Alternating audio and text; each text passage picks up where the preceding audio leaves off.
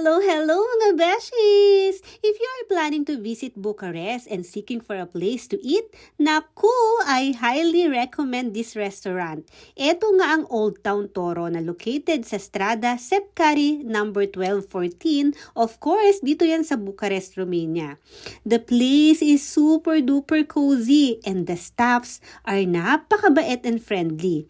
Ito nga pala mga in-order namin. Nag-order kami ng pork ribs with barbecue sauce and french fries with telemichis. Ewan ko kung tama ang pronunciation ko.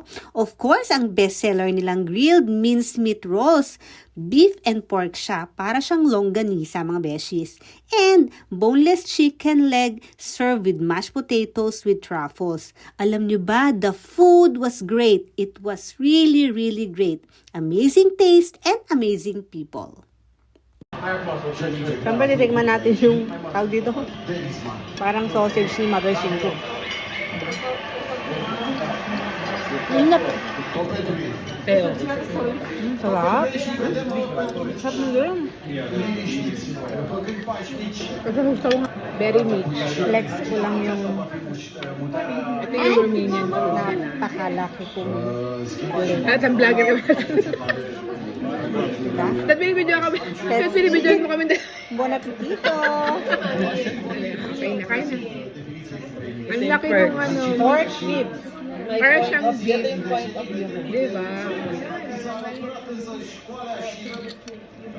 Pagkaw natin. Ito yung sauce niya.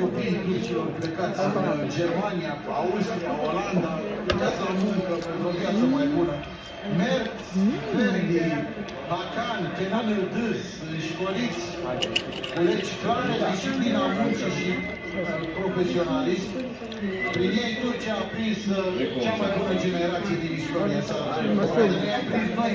Parang grilled mushroom.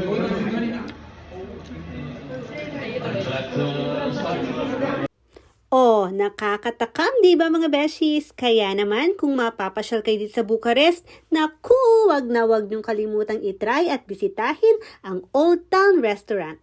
Thank you for watching. Don't forget to follow and subscribe for more. Ciao, ciao!